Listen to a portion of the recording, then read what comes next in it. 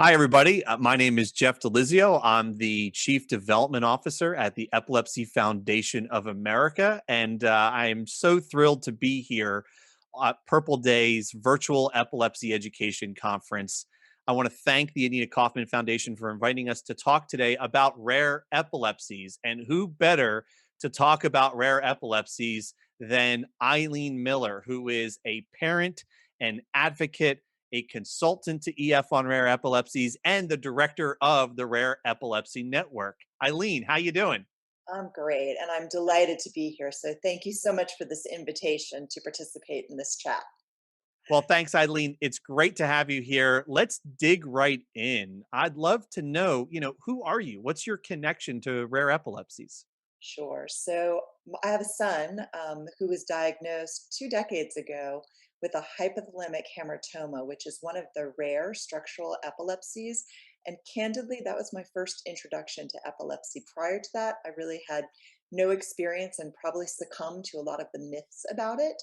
So for 20 years, I have been advocating for my son. And along the way, I became very active. I helped to found a rare epilepsy organization, Hope for Hypothalamic Hamartoma. I began to become involved with different leadership opportunities in the epilepsy community, and such that now I actually help to direct a coalition of 70 plus rare epilepsy organizations. Who knew there would be so many? And looking for opportunities to build community, to advocate, and to advance research for the rare epilepsies.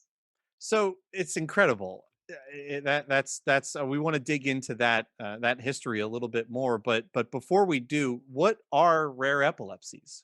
So before I describe rare epilepsies, I want to take a step backwards and just share that rare disease in general in the United States is defined as a condition that affects fewer than 200,000 people.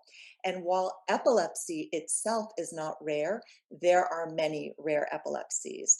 There are believed to be 7,000 plus rare diseases affecting 25 to 30 million Americans, and many of those are the rare epilepsies. We unfortunately we don't have a number. We don't know how many rare epilepsies there are, but we know that there are thousands of them, and they can be caused by structural abnormalities. They can be caused by genetics.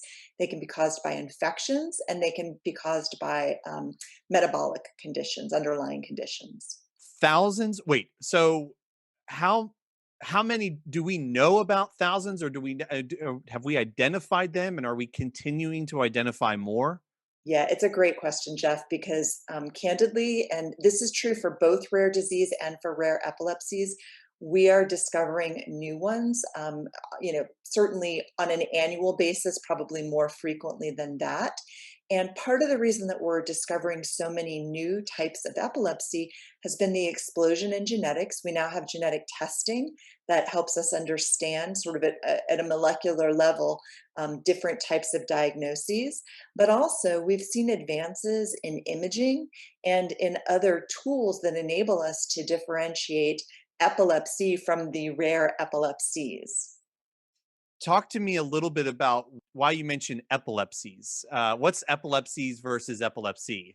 Yeah, I love to use the cancer analogy here. I think many years ago we thought of cancer as a singular disease, but now we understand that there are many different forms of cancer. It could be lymphoma or leukemia or breast cancer or prostate cancer. So we don't think about cancer as a singular disease, nor do we think about the way that we diagnose this as sort of one size fits all, or the way that we treat it. And the truth is same now for epilepsy. Whereas, a decade ago we thought it was a singular disease, we now understand that epilepsy is comprised of many diseases and they can be diagnosed in different ways. And we are, similar to cancer, moving towards precision medicine where, depending upon what the specific diagnosis is, could really impact the treatment that you receive. Both treatments that might be better for your condition than others, as well as treatments that might do more harm than others. So it's important just for the public to understand that, like cancer, epilepsy is not a singular condition, it is a multiplicity of conditions. So that's a big statement, right? So saying that I have epilepsy in a way is akin to saying I have cancer. Like it's a very generic title. That's I'm really interesting to see what the future is going to hold in the epilepsy space as genetics keep moving forward because we might start going around saying, no, I have HH, I have, and not saying I have epilepsy is this very generic uh, name. Wow, that's fascinating. Yeah, and I think from the patient perspective, you may receive a diagnosis of epilepsy, but we want to certainly let people know that you should advocate to go a step further. If you can understand the cause or the type or the symptomatology of your epilepsy, that will help you get the care that you need, the treatment that you need, and potentially even understand the course that your epilepsy might take. So it's so incredibly important. If you or a loved one is diagnosed with epilepsy, don't stop there. Be your own advocate for your loved one to get more information. Well, tell me about how do you do that? How do I so I'm with my epileptologist or neurologist and they say, "Hey, you have epilepsy." What do you do? What are the next steps to dig a little deeper there? Yeah, genetic testing is one of the best tools in our toolbox, and it's sort of part of this new arsenal of ways that we can gather more information. So I highly encourage people, particularly those that are newly diagnosed, that are refractory. Refractory means that maybe they've tried a couple medications and they're just not responding, to ask about genetic testing. And in fact, there are programs in place. There's a program that's called Beyond the Seizures, and it's run by a company called Invitae, and it is offering free genetic testing for people who are diagnosed under 8 years old. So this is a great way. You can go to your doctor. You've got a child who's diagnosed with epilepsy, and you can say, I want access to genetic testing, and they can make a recommendation of which of the tests that might be best for you based upon the symptoms that you are showing. So we don't want to let cost or insurance or other barriers standing in the way of folks getting genetic testing. Truthfully, also, even if you are an adult, and let's say that you had genetic testing 5, 10 years ago, it is time for you to revisit that question with your doctor, whether it's Really? neurologist, yes, your internist, or your epileptologist, because the tests themselves have become so much more refined in the past few years that before the test might not have been sensitive enough to pick up on a specific diagnosis. So the takeaway message here is newly diagnosed, ask for genetic testing, living with epilepsy a long time, have that conversation with your doctor anew. That's great information. I wonder too if there's the sensitivity aspect of the genetic tests, and if we didn't know that genetic, that was a potential genetic, driver of epilepsy in the past. Do people go back and look at that test and read? I mean, you probably have to go through the process again ultimately. So we're uncovering new epilepsies all the time, as you mentioned earlier. So it's probably behooves us to go back and get that testing done. Yes, absolutely.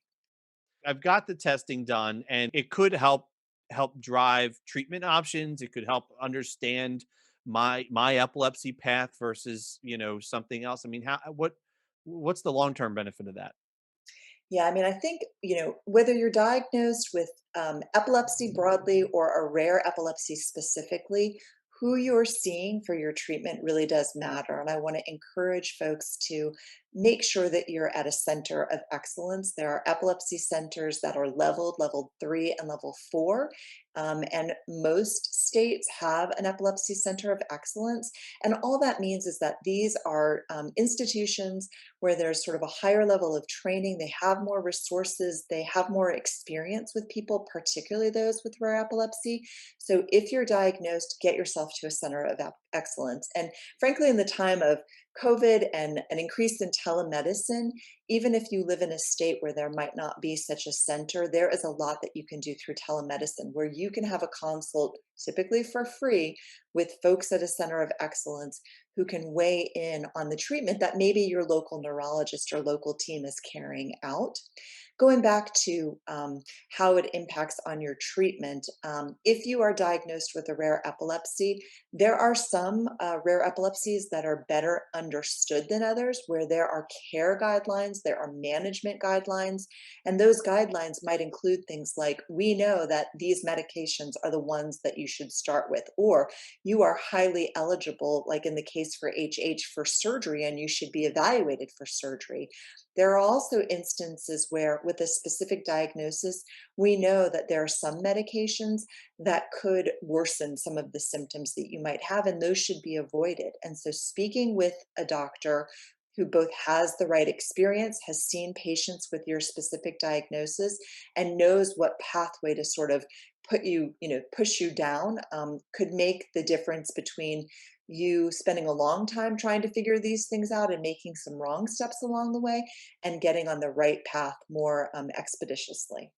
That's so important because epilepsy tends to, at least currently, is a little bit of a trial and error process, right? We're going down this drug and then the next drug and the next, and then down the line you might get to surgery, and that and meanwhile you've lived through months and years of seizures, of side effects, and everything that comes along with that, versus being able to get a genetic testing and seeing that HH might have a surgical solution. You might jump that line and you might go and say, you know what, this is what we're going to do, and hopefully see some type of impact. So it sounds like that could really cut off years of trial and error Yeah, I mean, in some the cases. the experience of patients traditionally that are diagnosed with epilepsy, particularly in the rare space, we have what's called a diagnostic odyssey. And so many patients, my son included, it took us 5 years to get to diagnosis. It took us another year to figure out treatment. And unfortunately,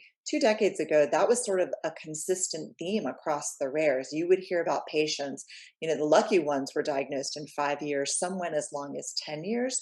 Genetic testing has really accelerated that. So folks are getting diagnosed, from birth and on, with some of these genetic epilepsies. Again, there are different types of epilepsies, and not all of them are diagnosed with genetics. And so it's important, again, if you have seizures, to get yourself to an epilepsy center of excellence so that they can bring to bear that whole arsenal, whether it's imaging, whether it's, other types of tests, whether it's even just being able to look at the symptomatology of somebody and understanding that certain epilepsies have certain associated symptoms. But having folks that are experienced can sort of look at you, can really cut down that diagnostic odyssey and get you on the right path much sooner. Which we say, particularly in the rare epilepsies, that time is brain, and what that really means is that we want to get you the best care as quickly as possible to preserve and to prevent some of the adverse consequences that could be happening to your brain and to other systems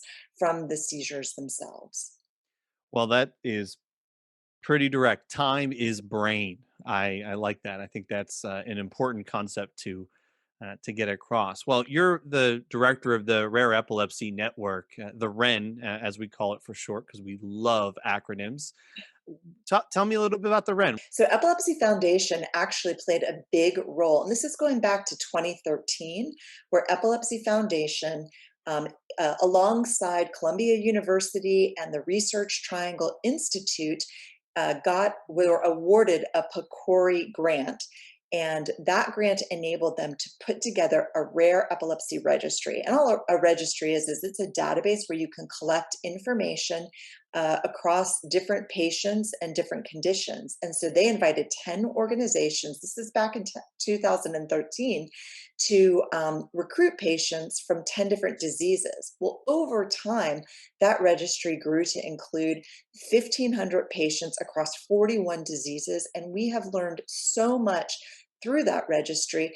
And especially that across those diseases, while each one of the patients might have had a different diagnosis, there were so many commonalities. So many of those patients were suffering from sleep challenges, from psychiatric, behavioral, cognitive challenges, from so many other challenges, too many to name.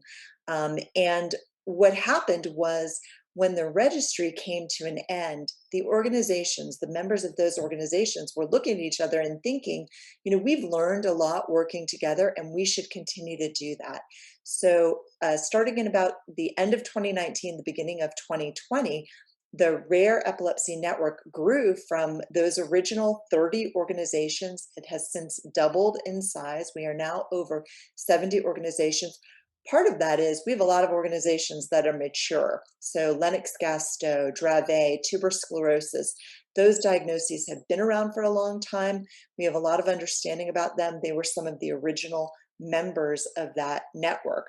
But since then, we have come into many new diagnoses, whether it's in the past 5 years or even in the last year. So diagnoses like SLC13A5, diagnoses like SNAP25, WWOX. These are all newer diagnoses, and leaders of all of those organizations come together under the umbrella of Rare Epilepsy Network, and we together have been able to advocate for more resources for rare epilepsies, better research into the rare epilepsies, better outcomes for our patients, because truthfully, symptoms are just one of the outcomes that are important to our patient population. We also want to make sure that their sleep is improved, that their quality of life is improved, that cognition is improved, that language and motor and other symptoms that our patients are suffering from are improved over time. And so instead of us tackling that one disease at a time as a network, we are trying to work across diseases to tackle that together. Can you touch on SUDEP and rares? SUDEP being the acronym for sudden unexpected death in epilepsy from epilepsy. Can you talk a little bit about that? Yeah, so you know, when folks are diagnosed, and particularly with a rare epilepsy, so many of our rare epilepsy patients are again refractory, meaning that they don't have control over seizures, and so that means that they have a higher risk of SUDEP. And so it is so incredibly important. This is where understanding the risk of SUDEP, having a very candid conversation with your practitioner and understanding like what is your risk of SUDEP, but beyond that, making sure that you have a seizure action plan in place. So when you or a loved one are experiencing a seizure, what happens next? Does medicine, rescue medicine, and I'll talk about that in a second, need to be administered? And making sure that that plan is shared with your educators, your activity providers, your babysitters, your caregivers, your grandparents. So whoever is sort of part of your care circle, making sure that they know what the plan is when you are having a seizure or clusters of seizures. Similarly, patients should make sure that they have a rescue medication. And you want to talk to your doctor about that.